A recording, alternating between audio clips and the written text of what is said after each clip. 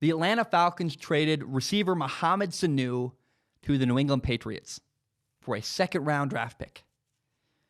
First of all, I think this is a really good trade for the Falcons. I think it's good for both sides. The Falcons are 1-6. They need to prepare for the future. This trade got them a solid draft pick for next year, and it created salary cap space. The Falcons cleared $7.9 million of cap space for next year. Right now, they're on pace to be over the salary cap, so they're still in trouble. They need to do a lot of changes. That's even before they sign free agents and before they sign their draft picks for next year. They're really in trouble with their salary cap. So there are more moves coming ahead for the Falcons, but I like this move. I think it's good for them. You also have to consider that I think Mohamed Sanu is a lot more valuable to the Patriots than the Atlanta Falcons. The Atlanta Falcons have a bunch of receivers that they love. They have Julio Jones, Calvin Ridley. They have Austin Hooper at tight end. They have this young emerging receiver named Russell Gage, a second-year receiver from LSU. So I think Mohamed Sanu is more valuable to the Patriots than he ever would have been to the Falcons. When I watch Mohamed Sanu's film, it's fine. He's mostly caught a lot of checkdowns and passes over the middle. This year he has 33 catches for 313 yards. He's also 30 years old.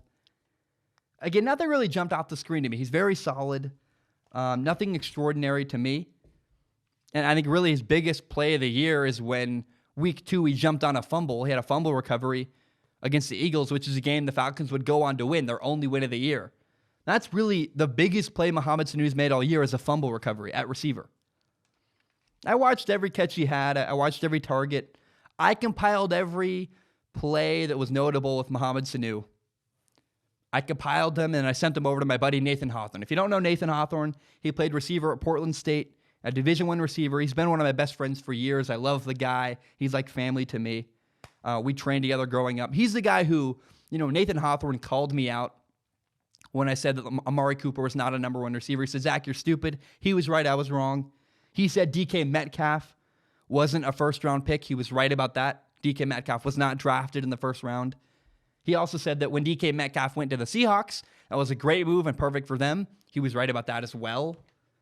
So he's at the Jag32, at the Jag32 on Instagram. He's awesome. He knows a lot more about receivers than I do. I sent the film over to him to get his opinion on Mohamed Sanu.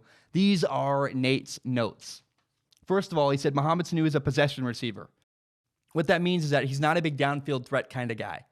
Not that he can't run deeper routes, but he lives for 4 to 8 yard passes that move the chains. 5-yard outs, 10-yard digs, then the occasional double move where he'll make a move and go vertically downfield.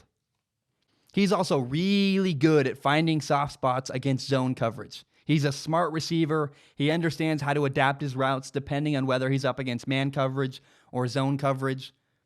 One example is when he slowed down between 2 defenders and caught the ball instead of continuing to run and running into coverage. He also has excellent hands and he uses them well. He's great at extending his hands and using them to catch the ball, which what that does when you extend your hands a long way out is it creates more separation between you and the defender. He's hard to cover. He's scary to press because he's quick, but he's also got great size. He's 6'2", 215. He's a nightmare to match up with in the slot. So the Falcons lined him up inside often. Linebackers were too slow to cover him. And his size and route running ability made it hard for safeties to cover him.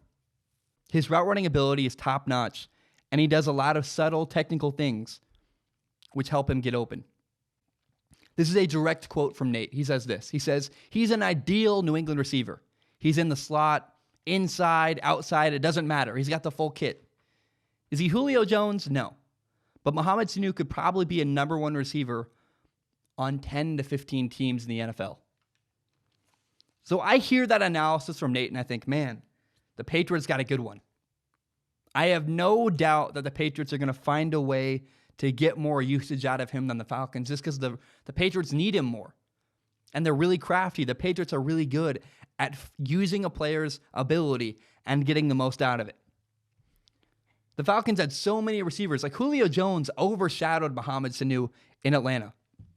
And I'm excited to watch Mohamed Sanu in New England, where he's going to make a big impact. I really think he's going to help New England a lot. Now, another thing in Atlanta, the Falcons used a special package where they put Mohamed Sanu in at quarterback. They'd put him in at quarterback. They'd direct snap to him, kind of a wildcat situation.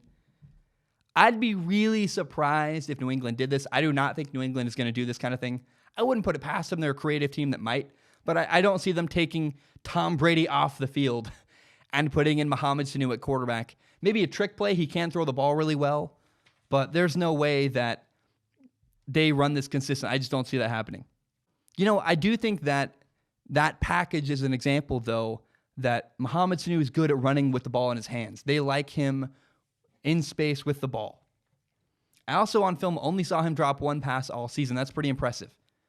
One more thing, though, on film you see this, is that he's a good guy. His teammates like him. You see him celebrating with his teammates when they succeed.